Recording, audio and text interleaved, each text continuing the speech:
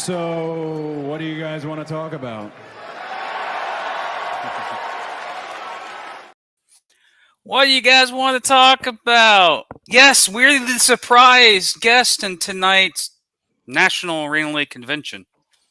Sorry, I'm not Beyonce or whatever. But welcome, ladies and gentlemen, to episode 157 Inside the Walls podcast. I've been gone for 2 weeks, Jeff? I'm making you laugh already, am I? Yeah, this is gonna. This is gonna be an episode for sure.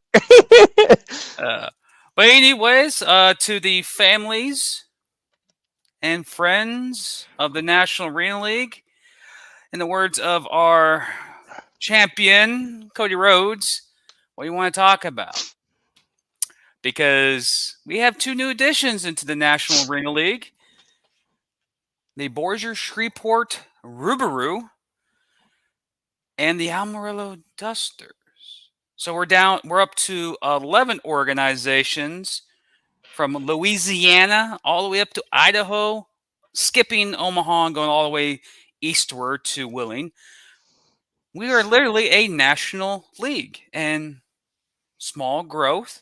I like the growth, some familiarity with some historical cities that have had organizations, especially Borgia Shreveport with the history of the AF2 team, the Battlehawks or the Battle Wings. And now they're here with the NAL. How we feeling, gents? Oh, hey, guys. Why are you so confused for? I mean, it's been 2 weeks. I didn't realize we were actually doing this, but hey, I'm glad we're here. Oh. How dare you? No, I'm excited. We've got some expansion, as you said. Looking forward to these new teams coming in. And yeah, it's been a fun month for the National Arena League for sure. And it's amazing. I know Jeff may actually add on to this because we talked about this with the Wheeling show about stuff that we want to, we want to do a show so eagerly, but we're like, we got to hold off because there's stuff in the background that we want to let out before we make a show. That's why we didn't do our Wheeling show this week, is because there's stuff coming up. But I find it very amazing. When I mentioned a couple of weeks ago, people were wondering, why is there no news coming out of the NAL? What's going on about the NAL? It's because the NAL found the leakers and got them quiet. It's amazing how Shreveport and Amarillo were nothing until an hour before the announcement. Like, it was silent. That just tells you that the National Arena League and the people we're associated with finally are like, yo, we're going to keep it straightforward. And we ain't going to say anything until announcements are made. Both organizations were announced. Both of them kind of made themselves known, but they did a very good job of not leaking it out. Overall communication, the announcements of the last 2 teams, especially the news conference in Shreveport, was awesome. The mythical wolf, that's a Rubaroo. Mm-hmm. And I like the name a little bit because I read a little bit more in the mythology of it there, Matt. Their number one food sources is a Rubaroo? I'm going to guess it's beef. Cattle. Of course it is. What's an Omaha? What's Omaha beef? That's right. Yep. Yep. Our mascot head is a bull, and our mascot is a bull. So yeah, that's great. No, I love it because it's a unique name, and that's what I think is the coolest thing about the indoor teams and the indoor leagues. And that is, like, we get some of the coolest names of sports teams that we've ever seen. So I just love the fact that it's unique and it's cool and it's unique to the region. I love that so much. Yeah, the mascot is sweet looking. They put it out, a picture of it. They're going to do a name the mascot contest. And this thing's cool looking. It's a big old wolf. It's pretty cool. It's sweet. I'm just watching the green screen behind scenes. But one thing I like about how the Rubaroo are, they keep the nostalgia of Louisiana. Because when you think of Louisiana, you think of LSU Tigers. You think of the New Orleans. You go Tigers. Yeah, go Tigers. Coach O, I love that man. I wish I had the opportunity to talk to that guy. But honestly, you think of LSU, you think of New Orleans, you think of Drew Brees, you think of Peyton Manning's and the Mannings. That's their area in Mhm. early years. At the same time, when you think of Louisiana, you think of Waterboy, a movie that was stationed in southeastern, whatever, Louisiana. But one thing about Louisiana, they are big on football. College football. Louisiana Tech is just down the street from them. Louisiana Monroe is just down the street to them. There's a lot of good football programs within a 50-mile radius of Shreveport, especially into Texas. That's a football hotbed. There's going to be some talent that I think got scarred from the previous organization that was down in Lake Charles. Mhm. A lot of players that are from that region that actually see a legitimate organization now in Louisiana that will have an opportunity to go up there, stay in their home state in a very solid base of college football. There's talent in Louisiana, like legit. They wasted no time either. They're already posting signees that they've signed. I think they're up to like 3 or 4 already. So they're wasting no time. I mean, they were announced and boom, they're already signing guys. So they're ready. One thing I like about this so far, we have 11 organizations, and the announcements that we have with Shreveport and then Amarillo is the unity that we're seeing throughout the league. Like Mm. every single team, Willing, Omaha, Idaho, Colorado, Sioux City, they're all posting like "Welcome to the NAL," like getting their fans involved, and you're seeing more interaction between organizations what we didn't see 2 to 3 years ago in the NAL. 2 to 3 years ago in the NAL was just basically Team A, Team B, and if there was a 3 or 4 or 5 teams out there that want to be associated with the community, they kind of do it, but only do it with themselves. This is what I've seen from an observer that I'm looking at around the NAL, all 11 organizations, communities, the fan bases, they're all interacting. And it sounds like there's a legit excitement in the league that I've been working with the NAL for 3.5 years. This is the most excitement I've seen from a league since maybe 2022 when everyone's trying to go after Albany. Like they're actually now we got 3 defending undefeated champions coming into this thing. So we have literally Roman Reigns, Cody Rhodes, and Gunther going into this for you wrestling fans out there, going into this season. Like legit people with legit winning streaks coming in this sport.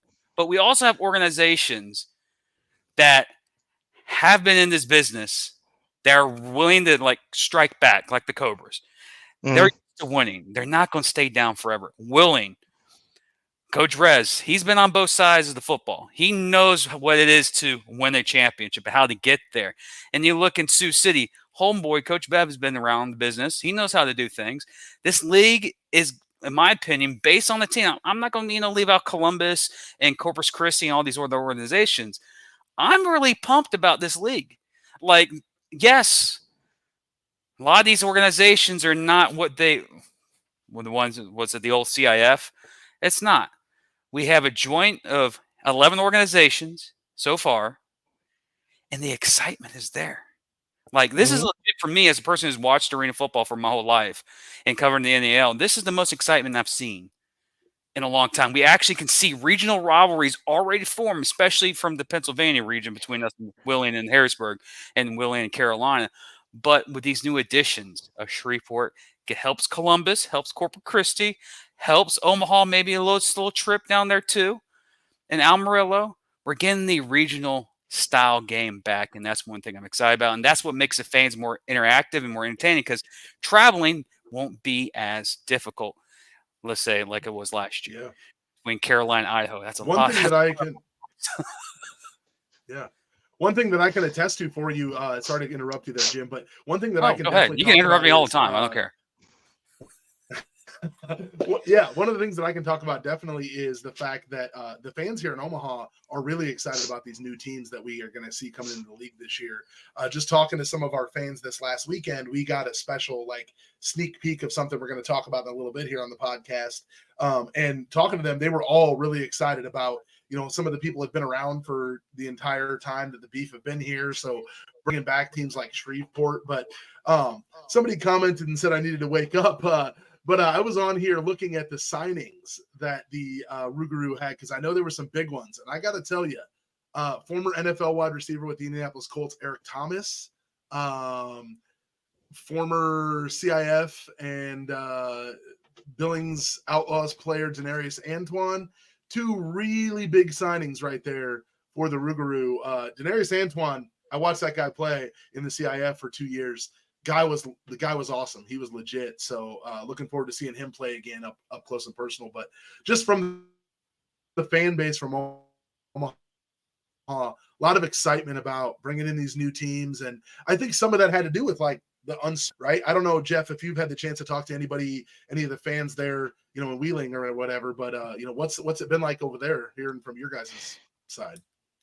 It's about the same, Matt. I mean, it's a little different for us because unfortunately we were in the position we were last year where every week everybody was like, well, who are we playing? What team is this? We've never heard of this team. So coming into the 2025 season, there's teams that people have heard of. You know what I mean? And it's a national league. So we're going to see players that people have heard of that have gone to Division I colleges and played professional ball other places. These are faces and names that people recognize, and they're excited. I mean, that's one of the things down here. And Jim, you've seen it. It's a football town. I mean, we're getting ready we started high school football tonight. They did a Thursday night kickoff. And, I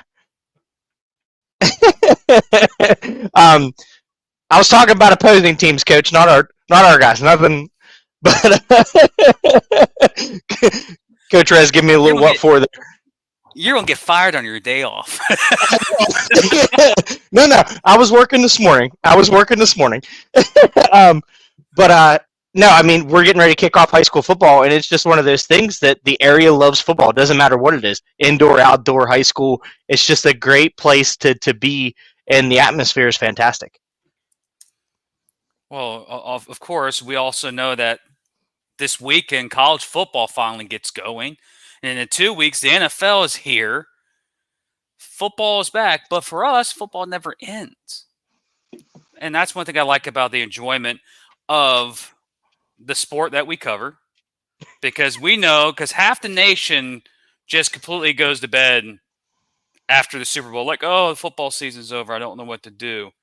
For us, that's like, oh, that's us getting ready for like, oh my God. Mm-hmm. We legit got our sport coming.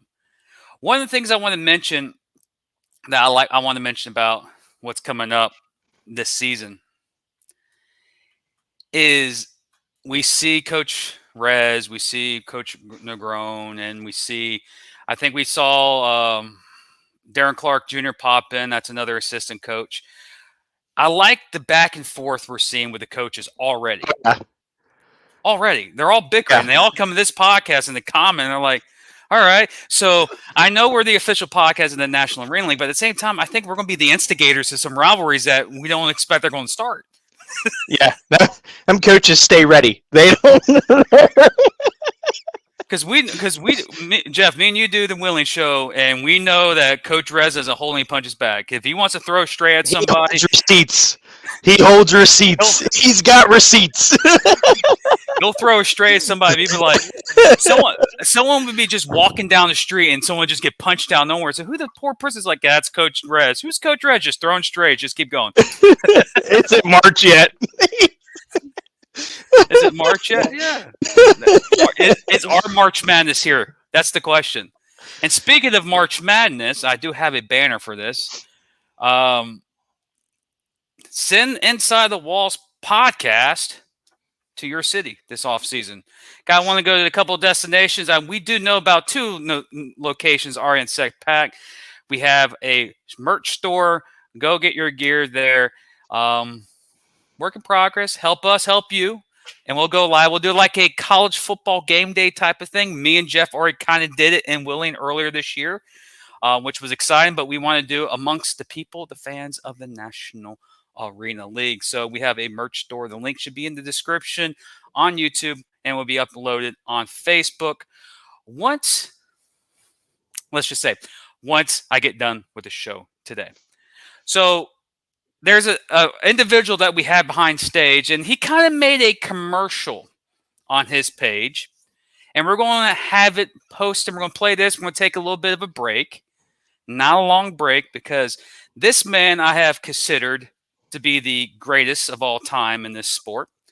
This guy has done some of the greatest coverage breaking down NAL action this past season, and I look forward to more content. He's creating, or he's done producing, and is about to release a championship montage movie of Sioux City and Omaha, the I-29 rivalry, with interviews, highlights, storylines, a motion picture of the game that we love. And this man, every time he touches something, he has passion, he has pride, and he just loves the freaking game. Like, he's commenting in behind our scenes chat saying the NFL stinks. I kind of agree on certain things, but I like the NFL because I'm a football geek. I watch any type of football. So, sorry, Ducon. With that, Ducon Williams would join us, but he made this video.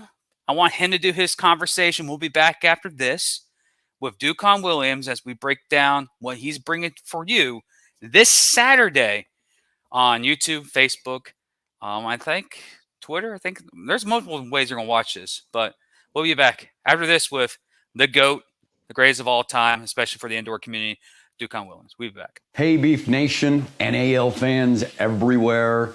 Welcome back to Around the NAL. It is our final episode of Around the NAL this season. Maybe. We'll see about that.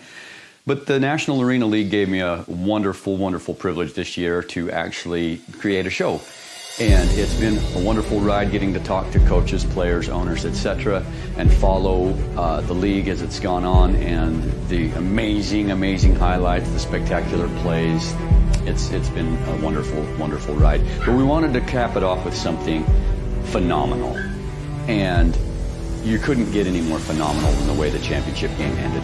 I mean, you've got the battle on I-29, the most storied rivalry in arena football history. Okay, a vibrant orange field in Omaha, Nebraska, in an electric atmosphere. And it's funny because several years ago, Ricky had invited me to come to a beef game. Come on up to Omaha and come to a beef game. And for whatever reason, it didn't work out. This time it finally did. I was able to bring the camera gear, and not only was I treated like royalty, I got to be treated to the most phenomenal game I think I've ever seen. It was so amazing. And I remember about a half hour before the end of the game, I took a moment to look around the entire arena. And I could be wrong about this, but it looked like every single fan, both Beef and Bandit fan, were on their feet. And a lot of them rocking and biting their fingernails. I mean, it was intense. It was anybody's ball game. It was back and forth. It looked like it would go one way, and then it would look like it would go the other way. And as a filmmaker and a storyteller, it was really important for me to capture that and to try to help recreate the magic of the moment. And I was so grateful to actually get to mic up coaches Mike Tatum and Irv Strobing, to get to hear the interactions they're having with fellow coaches and with players, with referees, and to listen to Todd Walkenhorst, the commissioner, be a commentator, and a phenomenal one at that, and be able to mix all these elements with the music together, and just some slow motion, some fast motion, was such a privilege for me. And I brought my camera that's actually the same model of camera that they shot The Lord of the Rings with. So it's a cinema camera.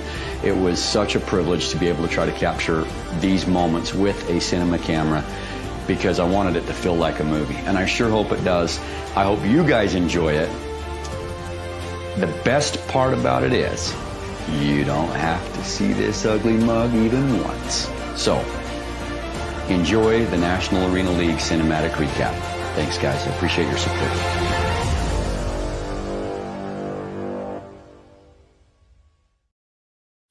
Well, we're going to have to mug him because he's coming on the show next. Also, sorry, Ducon, we're going to have you wait a second. We'll bring you on after this guy. The man, the myth, the legend, the guy who's been all around the country lately, even Costa Rica. He was on vacation a couple of weeks ago too, so he's busy too. No further ado, intro. Give him a second. He is doing stuff in the background, so we'll give him a second. Commissioner of the National Arena League, Todd Walkenhorst. I had to close off the doors. I saw you running away. I'm like, let me hold it back. Yeah. Apologize, I was late. Doing some multitasking and parenting and all that. Look at Matt talking in mute. He doesn't even know that nobody could hear him, which is probably for the best. I said, hopefully we don't have any random dogs walking through again. Oh yeah, I had dogs. We just got back. All sorts of stuff going on back here. So trying to sell the house down. Well, Commish, we did like a quick recap. We were trying to get up to Ducon because he was busy as well. What's the two new organizations that jumped in, that joined the NAL? How did it start? How you feel about the two organizations and what you see for them in the future?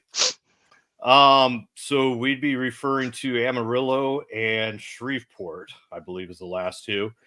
I think I'm not sure it stayed up there, but we got to get up there. The Shreveport event, I went down there, and let me tell you, they have a great situation down there. I feel really good about Shreveport joining the National Arena League. They have a hockey team that's kind of junior A level that plays in this old arena, which is right outside Independence Bowl Stadium, if you're familiar with it, which is on their Louisiana State Fairgrounds. And they draw 2,500 a game for hockey here in the middle of Louisiana, which just blew me away.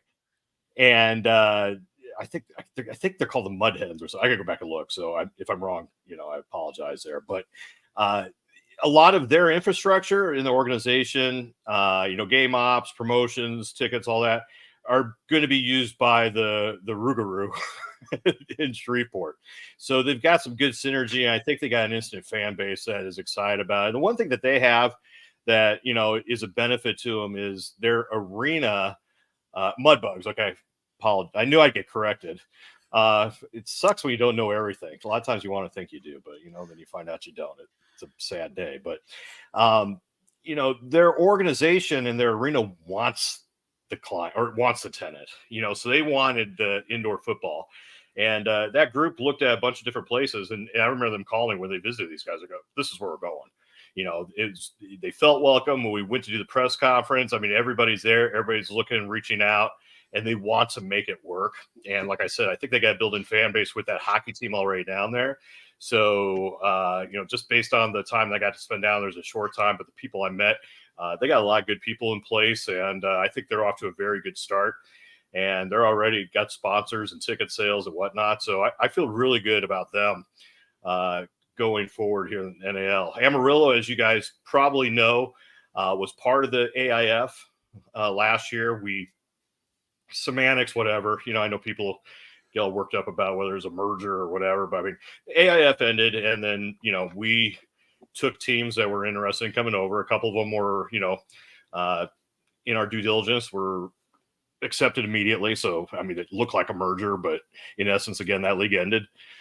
They just were able to expedite their applications. Amarillo was one of them that was not ready at that point. They had some ownership things they had to take care of.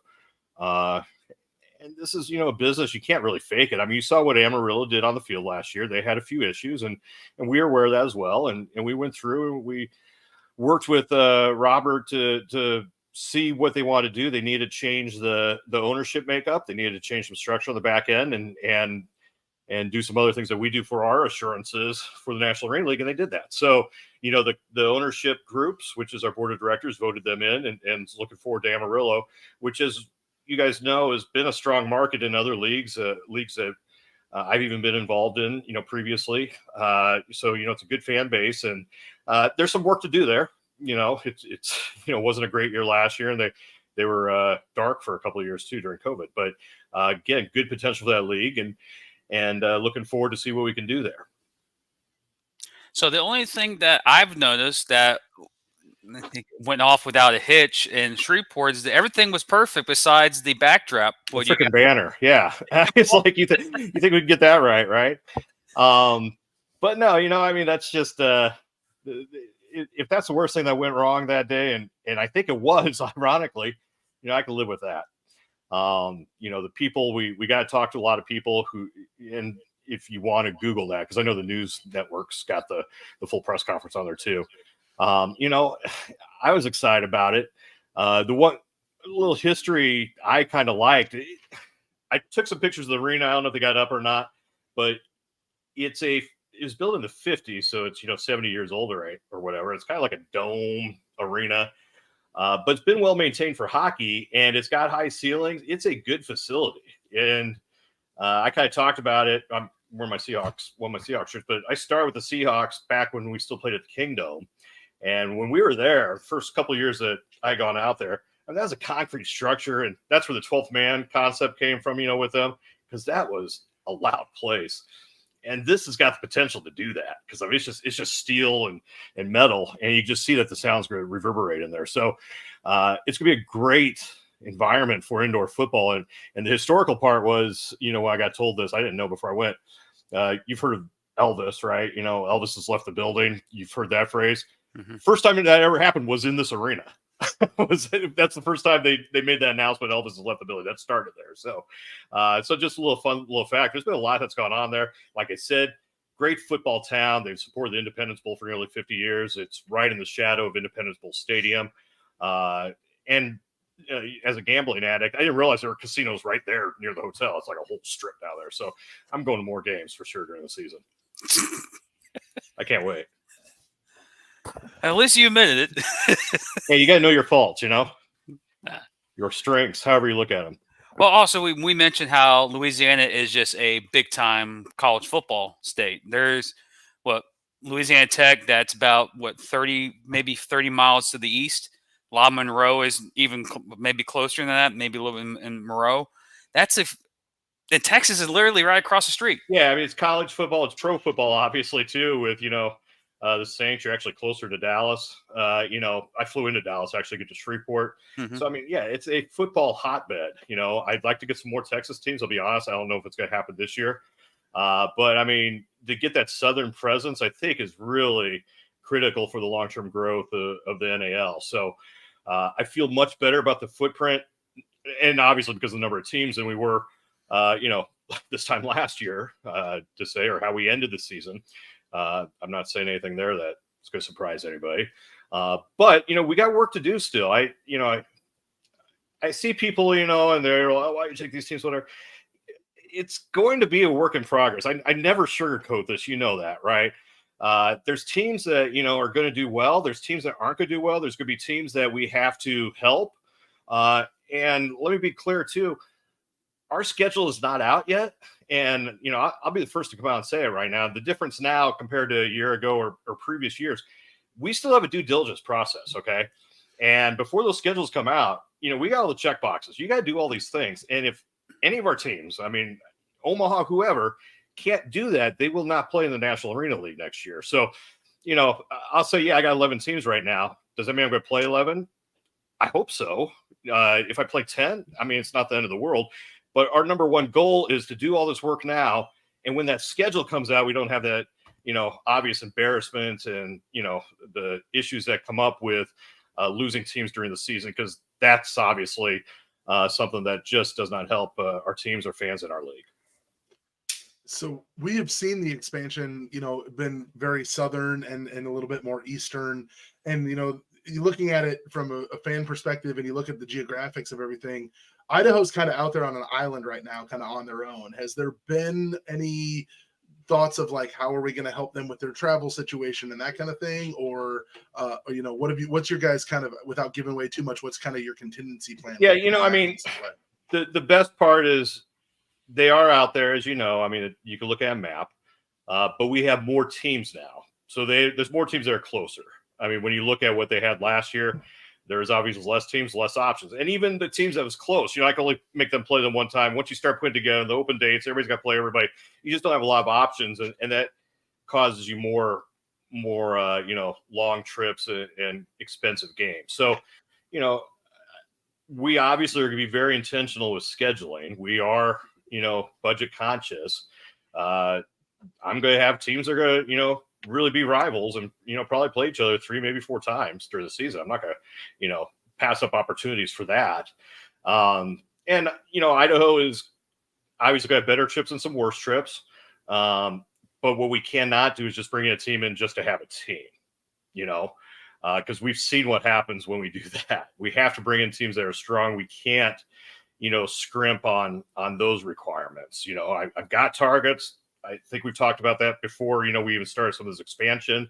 I've talked to teams, and I'll tell you that, and there's sites, I don't want to pretend that I read them, but you guys know them, that I think have reported 3 or 4 other teams that were supposedly coming in the National Arena League this year. Now, where there's some smoke, there's fire, but I could tell you that there's at least 3, maybe 4 teams that we did not approve this year. So, I'm not going to name any names on that. You could probably go through and read some tea leaves or whatever, but we are not just taking any team that applies for reasons like you said, Matt. Maybe, hey, it's close. Trust me, there's some upside to some of them, but there's just not enough upside to make those kind of necessary concessions and risk, the stability of the league as a whole to make that happen. And we're just not in a position, I don't believe, that we have to do that anymore. So we're not going to see Carolina traveling to Idaho like we did last year. Well, I can't say that. So what I will say is that this is the goal. We'll see. Obviously, you have, it's like doing a big Tetris puzzle, because you only have so many arena dates. It's not like the NFL where you're the first client or the first tenant in the stadium and you get to play whenever you want to play. I mean, we get, some places only have 7 options, and I got to schedule 5 games, so you have to make it work and then try to do the travel and then all that other stuff. The goal is that each team, and again, it's not rocket surgery. We're probably going to be, I don't know if we'll actually have divisions or not, but, there'll be regional scheduling. And it's probably going to be kind of an East and West, setup. The goal is for each team to probably have one, trip, where they have to do a long bus trip or get on an airplane or, spend that kind of money. And I think we could come pretty close to that. Now, if somebody has to go over that, and that's what we've done in the past, then we'll look at subsidizing it with the other teams and whatnot. So, so it's not a huge hardship for those teams or whatever. But if we could get close to scheduling like that, where everybody does one trip, and that keeps it relevant too, because we obviously fans want to see Carolina, all over the country. They're the mainstay of the National Arena League. Fans want to see, Omaha. Fans want to see Sioux City. Fans want to see all these teams. So it's in our best interest to do that, but obviously it's in our interest to, keep teams in business as well. Got any question there, Jeff? You're muted. He's muted too. I pulled a Matt. No, I'm good at the moment. Okay. Well, Kamish, we have he's been working with us all throughout the season with around the NAL. He did a movie, documentary, videothon of the championship game of Ducon Williams. And we're going to bring him on because basically this episode's for you two guys. You with the expansion and him with the video. Yeah. Ducon, you ready? Thumbs up, my friend. Are you good? We're good. We're bringing Duke because I know you had siblings and dependents running everywhere. I wish I was as chill as Ducon. I mean, look at that. He's just there, just waiting, whatever. Nothing better to do. I'm sitting here running, shutting doors, chasing dogs off. Ducon's just there. I heard the guys talking about NAL coaches getting in a fight, and I had to come join the party. Get the camera. Real quick before you get into it, let me add, I've told a lot of this to Ducon in private, but let me just tell you for the group that this video, this was kind of an idea we had, before we even knew who was playing in the game, to come and do this and give some behind the scenes. And just because, all of you and Ducon, have seen, what goes on the field and have watched the old NFL films. And when I was in college, Sunday nights on ESPN, that's when they used to play the old NFL films. I'd miss all my classes on Monday because I'd watch that all night, and it just brings a whole different element to the game and makes you appreciate the sport itself, especially if you love football. despite the teams playing. It's just, there's so much going on there. And we wanted to capture that. And when we came up with that, and Ducon, was all on board with that. One thing, a lot of you probably don't know, Ducon by trade is a filmmaker. He's always doing this goofy stuff, and everything. He's a serious filmmaker. And I mean that with the most respect. I mean, the equipment he uses, he kind of talked about that. I was getting geeked out in the, in the promo. He's talking about the films and the frame rates and everything, because I come from that background. But this was not just a small time video that he did. I mean, he went and put some time, effort, and the professionalism of it is incredible.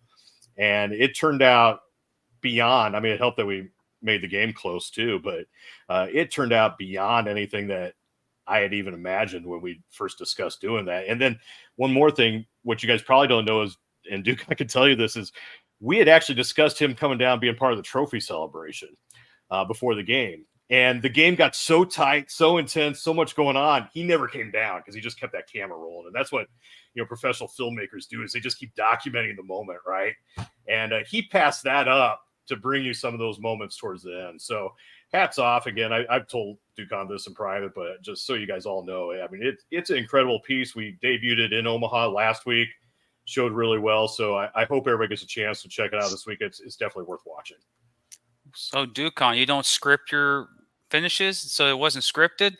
So you didn't have this ending. This wasn't planned. It's not the NFL. It's not scripted. This is the NAL, and honestly, thank you for the accolades, Todd. I was going to say one of the most one of the funnest parts for me was actually getting the audio from Todd of him calling the game as the play-by-play commentator. And I remember just in the editing bay, just listening like, man, this guy's good. He's the most qualified guy to be the commissioner in the industry because he understands every little facet of how to run a league. And he's over there calling the play-by-play. And it's really fun to listen to, just him calling the plays. So I enjoyed that. I appreciate that. And unfortunately, we were a small league, and, I came up in broadcasting, so I was doing that, but that actually is the last game I'll be doing for Omaha. We're moving on that, bringing in someone else, and commissioners will be a full-time job with the number of teams we have. So if that's the last game I do, that was a heck of a one to end on. Wow. Yeah, great game. You didn't have a wrong Burgundy moment. I do know that. Like, I'm Todd Walkenhorst. We did have, and not to spoil it, but he did do an interview before where we kind of said, he asked what I'd like to see. I said, a few overtimes would be great, and that was before the game. So, we couldn't have scripted it any better. And as Ducon said, we barely get two teams on the field in the NAL sometimes, so to script something would be just impossible. But it was a great night for the league. I'm very excited how that all turned out and the momentum it gave us going in the offseason. Oh man, you mean to tell me? Hold on a second here. So you predicted before the game ended how it was going to end, and now you're telling me it wasn't scripted? Well, I'd said 3 or 4 overtimes, so obviously I didn't, get there, or they didn't get the memo, and the kicker, made the kick, unfortunately, or otherwise I would have nailed it. Hey, Vegas had Omaha, 22-point favorite, so Vegas was even wrong too. Well, I could, if I could have found that money, I wouldn't be sitting here right now, because I see too many Omaha Sioux City games. If they're going to be Sioux City in 22 points, I would put the whole commissioner check on that, and made out very well. Only wish that Vegas did have a betting line for the NAL. Oh gosh, that'd be awesome. That'd be awesome, and I'll be losing a lot of money. Yeah, I wouldn't be commissioner long. Me too. Hey, I'm an expert. Yeah, but don't look at my NFL bets. I'm terrible with that. Like, yeah, they're going to cover. You go look at the score. Ooh, wow, they got blown out. That's not the cover. Ducon, I know you started earlier in the year with around the NAL. You added your own characteristics like you always do, and you've gone on other coaching shows with your character. You don't think yourself as your character, but when people think of Ducon Williams, they think of your production, but they also think that you yourself, this is how you act, but they think that you're playing like a character because you were trying to steal a quarterback's job in another league for another coach's show earlier this year, which was pretty funny. And you come on the Inside the Walls. You've gone on other shows, and it seems like you have a persona about you. Is it Ducon Williams just a person, or is that like your alter ego that takes over when the camera's on you? Oh man, I'm an entertainer. I'm just an entertainer. It's what? Yeah, they call action. I do what I do. When they call cut, I'm back to just the same old boring idiot that tries to make videos. I get tested that when he's not on camera, he's pretty boring. That's true. It's true. Send me backstage again. I won't even be smiling. No comment, because I can say I talk a lot of smack, but when I'm out in the public, I'm pretty mellow, because Jeff can agree to that too. I'm pretty chill. I don't do. Although when it comes to trying out, Jeff, let Coach Rez know that I need to, take over the starting quarterback job down there in Wheeling, and if that don't work, I'll hit up Speedy Clark in Carolina, and you okay with me playing quarterback this year, Todd? Can you approve the transaction? We'll approve any transaction as long as the team has their workman's comp and liability insurance in place. I'll throw anybody out there. There's will your knees premium to cover make you me. do it? Yeah, I'm not paying it, but yeah, if the team wants to, that's on them. See, that's what happens when your mind says you can do it and your body's like, nope. Yeah. So, Ducon, I had the privilege of seeing the film on Saturday with Todd and some of our other fans here in Omaha. And Brian throws up a good idea. Just wondering if there's any possibility, not to give anything away, but are we going to see any kind of maybe preview or anything that you might help with production for or anything like that? Or before the next season, or what do you mean? For 2025, yeah. Oh, boy. Great suggestion, Brian. Usually I'll do like a rankings video and make one team happy and all the rest mad. I don't know if I want that reputation anymore. I don't know. I guess that's probably a question for Todd, because he tells me to bark, I'll bark. Yeah, and I always love when people suggest more work for me. So, I appreciate the suggestion. No, I think we did a preview before this year, and we intend on creating content, and we may just have to do it to introduce some of these teams next year too, just in the league. So, our goal is to create content year round, whether it's, with the stuff Ducon does and the stuff Jim does here.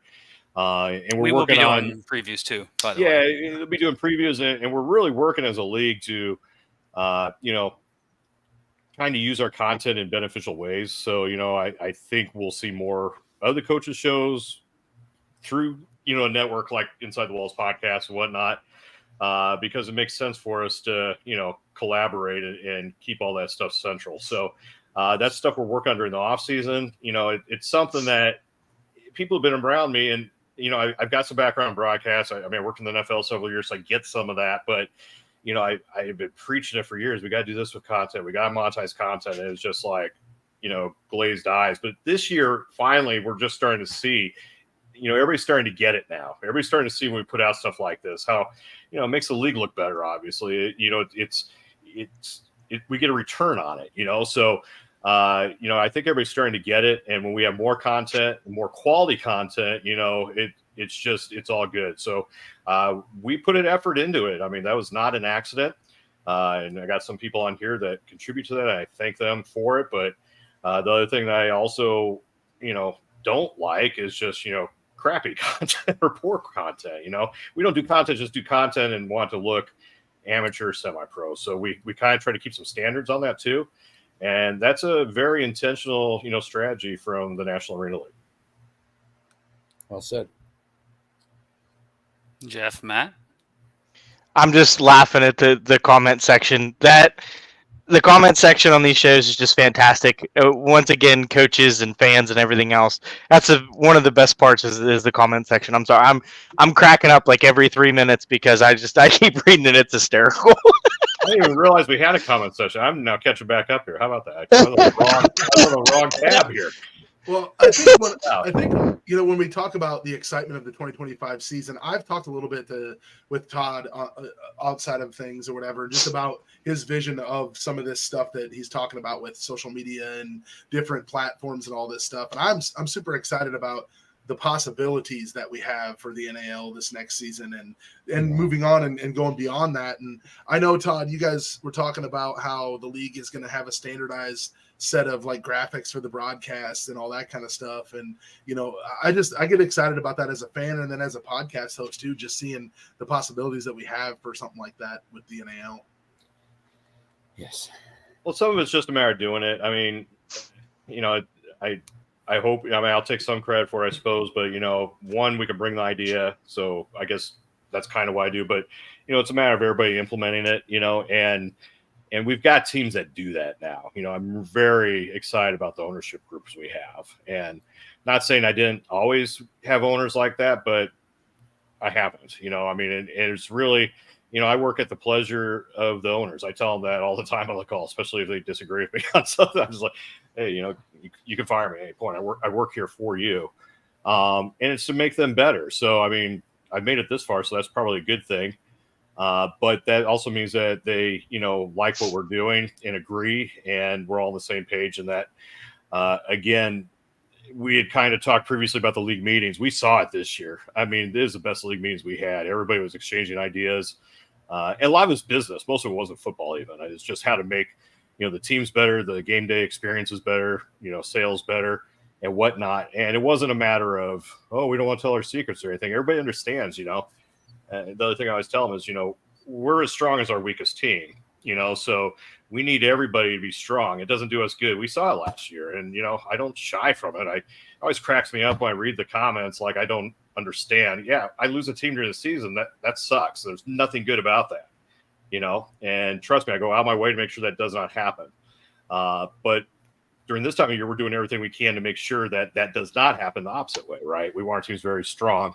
And I think the other thing I've always said is, during the season, I'm just putting out fires, and we can't do a lot to improve the league right now is when we make our improvements league-wide, at the league level, league structure. This is when we get to implement things that really make us a better league, and then the teams are able to hopefully perform and utilize those things when the actual football season comes. I'm actually excited to see what Ducon comes up with Shreveport with the Rougarous, because that's right up his alley. I think that's a name he can play with. Rougarous! I wouldn't want to do the radio, I'll tell you that. I already know what I'm doing with that one.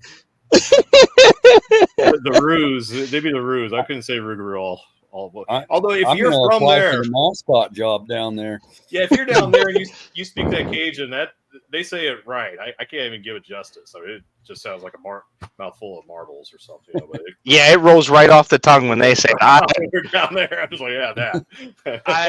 If they end up playing in Wheeling, it's going to be hard. I'll leave that to my broadcast partner Chris to take care of that, because that's going to get I get hard work. Saying the Roo. Yeah. It'd be like Shreveport's in town. Shreveport. Yeah. No, they're gonna be fun. That's gonna be fun, and they got great broadcasts too, because they do it with their hockey. Their broadcaster, I met him. Cool. He's been with the hockey team 9 years, and has done several other sports in the league. So they're bringing another experienced broadcaster, which I love seeing with these teams. Trying to encourage everybody to have experienced broadcasters that are somewhat competent.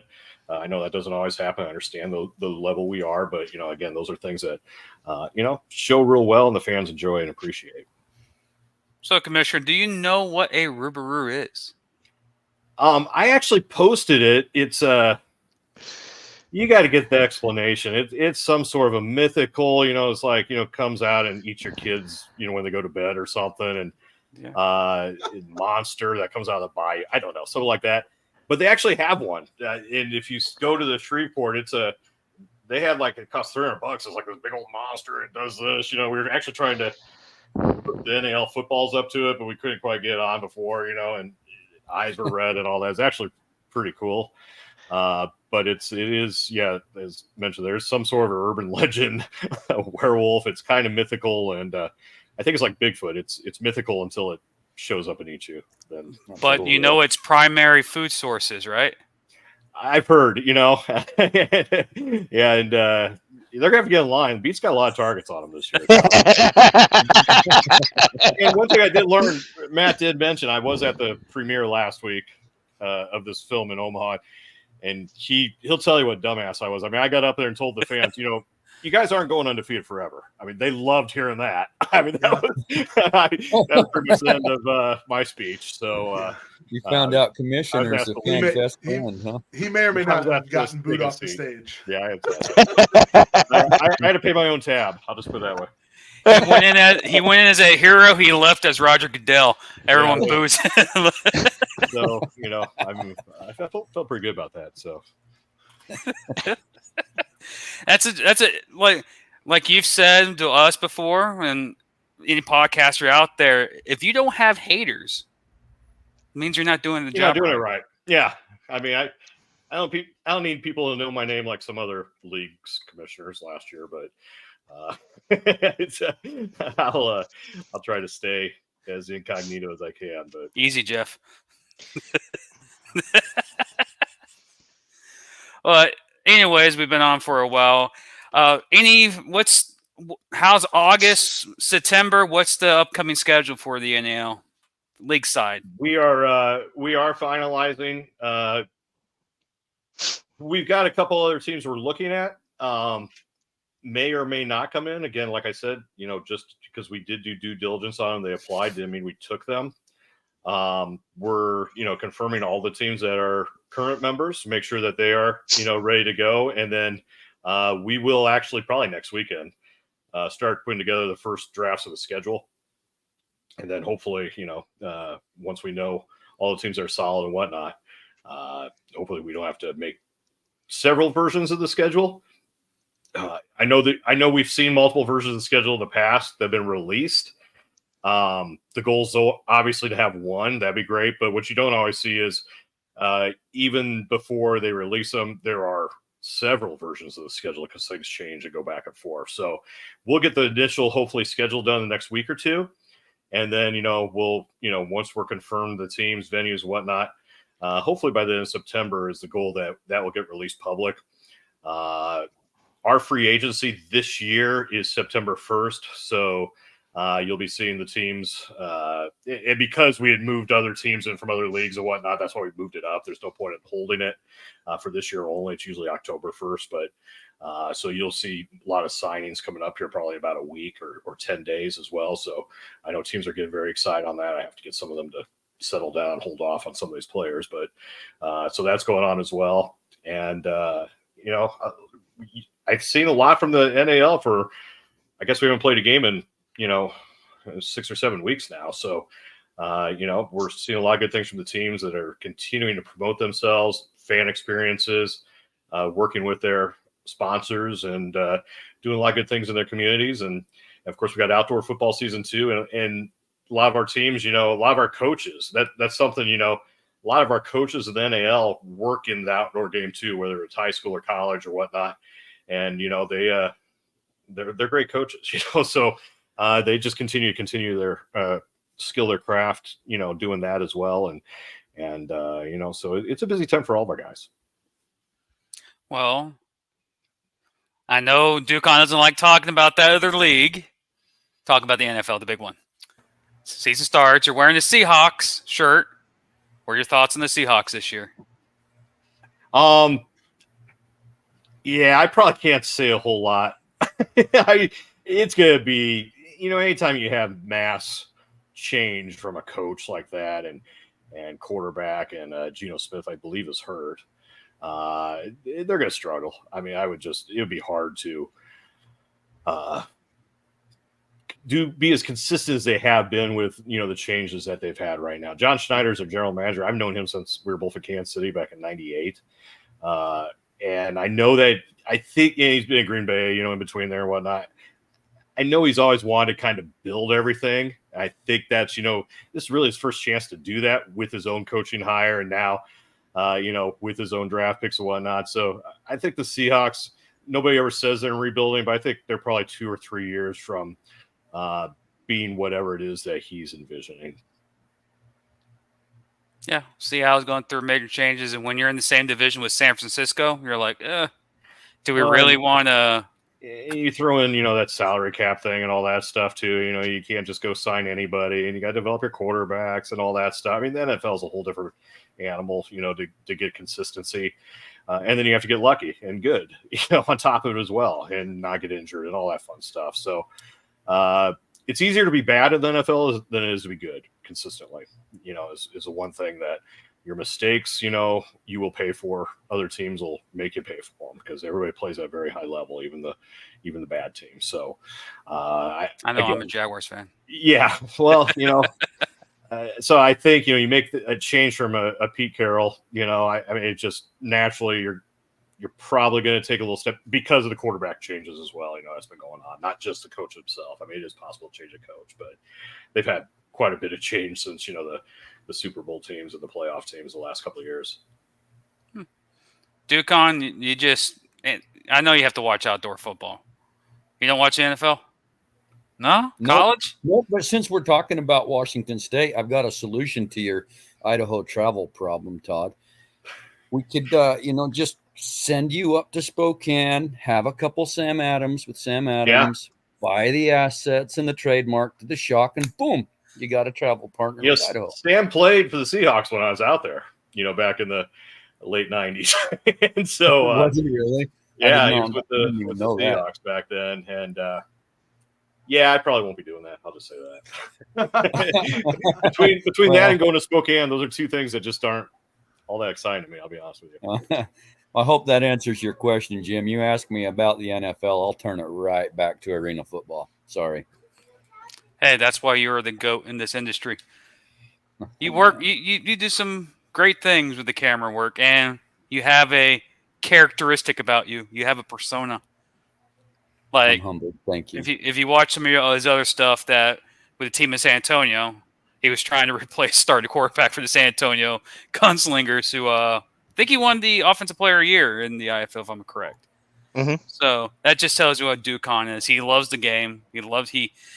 He's one thing I got to mention, Todd, before we leave, is that Ducon was the individual that kind of brought me into the sport because there was websites, there was other shows that covered the sport like day in, day out, and then everything went silent. And Ducon was still just there by himself doing the CIF, all the smaller leagues before the NAL even showed up and got in the picture. And then NAL popped up, and I'm like, you know what? I like doing this. It's like, this is cool. And he didn't direct me. He basically gave me, that, confidence of like, you can freaking do this. Go do it. And then I started Inside the Walls podcast, and NAL gave me a call like a year later, and boom, history's history. So Ducon has a lot to deal with why Jim is around. Well, I'll tell you that, the common theme of that, and one reason I've always loved football, and again, NFL films, you see it, whatever, and if you're just there watching the games and then going, oh, that team sucks, and they suck, they didn't come back, whatever. And I mean, we get all the bad stuff. If that's all you're watching, you're really missing a lot of great stories that are going on. The stories of some of these players that are out there playing, why they're playing, what they do to play.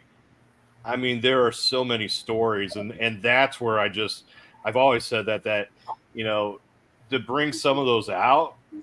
I mean, it doesn't cost us a lot of money to do that, but I think we miss that as a product. I mean, obviously we want our team to win, and that's fun. We like that football part, but I mean, look at Omaha, Tommy Armstrong. Look what he did in 2 years. Well, why did he do that? Well, he had a kid that never saw him play football, so that's why he played with Omaha for the last 2 years. So I mean, how great of a story is that? I mean, again, I do some of the radio, so I know some of. I mean, Ty Knight, was their defensive coordinator. Do you know he was driving to practice from Sioux Falls every day and back? I mean, 2 hours round trip. Wow. How much do you love the sport? If you're doing that, you're not doing it for the money. I'll tell you that. I mean, one of my favorite players, Matt Ron. I mean, if you remember him, he's offensive lineman of Omaha and then up in Sioux City.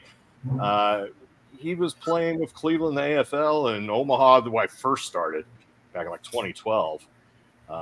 It was a mess. The team's getting taken away. The league was trying to own it. we're going into a game with no offensive lineman. We're at a bar at 1 a.m. It's 2 a.m. out in Cleveland, and he's on Facebook. We just sent a message, and he was awake. Yeah, I'll come to Omaha. I mean, there are just so many great stories, that these players and whatnot. And, so that's what I appreciate when we do these kind of things, when we do the interviews with the players, when we do the interviews with the coaches, when we do the inside pieces. If you're missing all that, you're really missing something, in my opinion. So I think that's a bigger part of this sometimes. I think we could do a better job too. The Ricky Burr said 3 hours one way for Coach and I mean, that's insane. I mean, so, there's a lot of passion in this, there's a lot of reasons people are still playing. Now, there's that story at every level of football too, but that's something that I think is, a lot of people don't miss. And we get mic the players up, you hear that, you can hear the passion, you can hear the emotion. Somebody might say the NAL is a lesser league or whatever. Again, I challenge you to watch this film on Saturday night, 7 o'clock Central, 8 Eastern. Yeah, tell me that game didn't mean anything to those guys. Because it's a lesser league or it's indoor or whatever. I mean, I'll have that argument with everybody or anybody every day. I mean, it's a big deal. So I'm glad we're able to do that. Yeah, me too. So there you go. Todd just brought it up, but reliving the championship game, the NAL films this Saturday night, 7 p.m. Eastern Time, 6 Central, 5 p.m. Mountain Time. Ducon, just give us a little bit of what we can expect to see in this film. Well, I think Todd covered it really. I mean, it's basically an inside look at what it's like to be a player, a coach, and some of the conversations with the referees and the sheer intensity of it. I mean, it's absolutely incredible. The film is only as good as the championship game was. And since the championship game was just so good, it just kind of reflects that because you're hearing everything these coaches are saying. And there may be some bleeps in there and stuff like that, but Todd mentioned it. This is intense and important to these guys, and they're putting their heart and their soul into it. And so I would say what you can expect is probably a wow moment when you realize how much sacrifice these players and coaches are making, how big it is to them. And for you to realize as a fan that, wow, these conversations are taking place. I don't get to hear these conversations during the game while I'm watching it. Wow, there's storylines here that are incredible. And for me as an editor to get to actually hear all these conversations and get to hear the storylines from these players, it was such a treat. And I just really want the fans to be able to experience that. And real quick, publicly, since we have a minute, I take the opportunity to thank, I've thanked them privately too, but both Omaha and Sioux City, I mean, obviously the winning team loves the film, right? The losing team, probably would love to have won the game, obviously, but Ricky Bird, Don Belson give us the access to it, both the coaches, Mike Tatum, Irv Strobing. I mean, Irv's a character. He's a great coach. And, he lets you see, what's going on there, and we appreciate that access and insight too, and to see that passion on both sides of the ball of that game. Agreed. Well, gents, we've been on for an hour, and at least both of you guys got on. Commissioner was a little bit rushed. He had other engagements, but yeah, we got 2 new organizations. We're now up to 11 organizations, still the most that we've had in the NAL. Ducon's movie comes out Saturday. Man, a lot of good things happen in the National Ring League, and I expect a lot more to come next couple of weeks. Schedule, you said, end of September, so month. Could be sooner rather than later, I believe. Oh, see, Knock that's on good. wood. Any final words there, Matt? No, I'm good. I'm just excited for the other fans from the league to see this film, and I can't wait to watch it again myself. Jeff?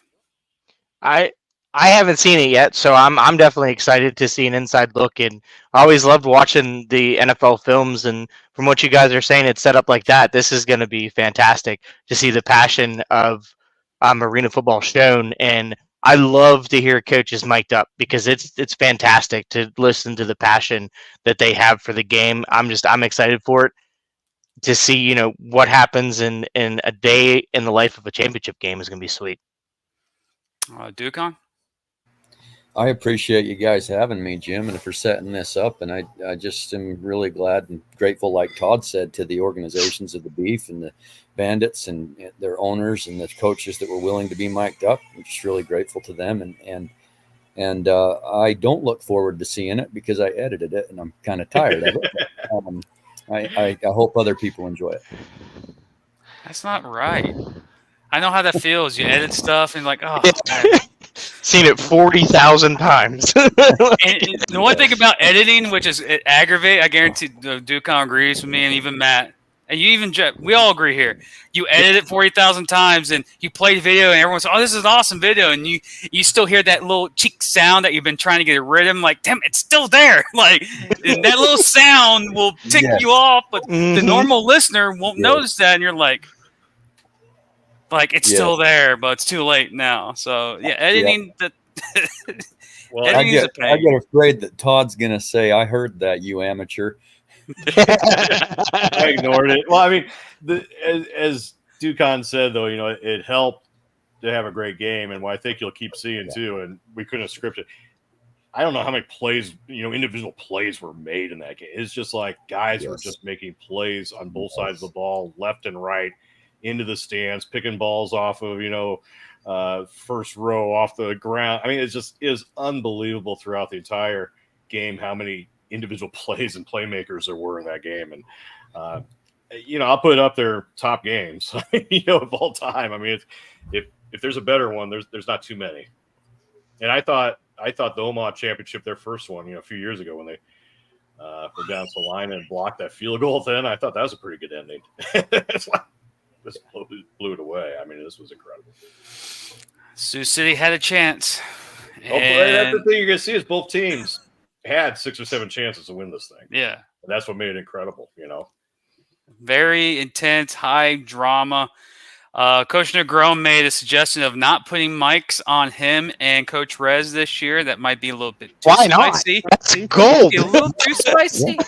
I mean, Ducon charges per beep, so on the edit to make it family. I was going to say, Todd, can we get the Cobras and Miners playing each other week one and send me there?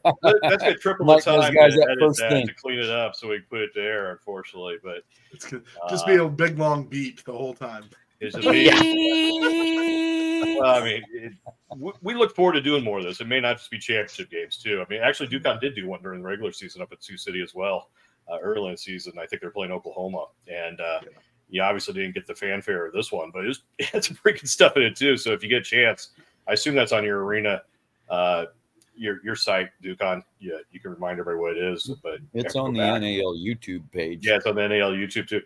Pretty good stuff in that too. I mean, it obviously wasn't as intense of a game, and it's still a regular season game. They were intense, but it wasn't a championship game. But a lot of good stuff if you enjoy that kind of stuff. Well, gents, it's been 2 weeks since our last show. We will have representatives of the Rubaru and Almarillo on the future episodes. And we had a fan ask about previewing. Me and Jeff and Matt will do preseason run-ups. Well, because now we have more teams than last year, we might have to do 2 teams per episode. So we can get everyone done before the kickoff season. But those will be coming. And, of course, for more updated information on the National Arena League, trust the sources, myself, Matt and Jeff, also nationalarenaleague.com, because apparently no more leaks are happening. And when we say stuff, it's legit. And let's give credit to Todd. I'm still amazed that nothing until the last 2 teams were announced. No one knew until the day of, which was. Well, that's our coaches and owners. So hats off to them. I mean, I can suggest it, but it's them, and that's professionalism. So I appreciate that from those guys. So that's been episode 157. We already did final words. Be safe, be well, my family and friends, and get off social media, get off national news, go out in your neighborhoods. We don't all hate each other. Stop feeding into the narrative. We're all neighbors. We all love the sport. Be kind. Be well. We'll see you guys. And 2 weeks, gents? Yeah, 2 I'll see weeks. you in March. Yeah, March. Or you in March, yeah. But for me and Jeff and Matt, we got to continue on the show. We'll be back in 2 weeks for another edition of Inside the Walls podcast. And keep tuning in the Inside the Walls Network. We do have Willing Coaches Show coming up next week. So we'll get some more contact for selected teams here over the next couple of weeks. That's Todd. That's Ducon. That's Jeff. That's Matt. I'm Jim. Episode 157. We'll see you guys in 2 weeks.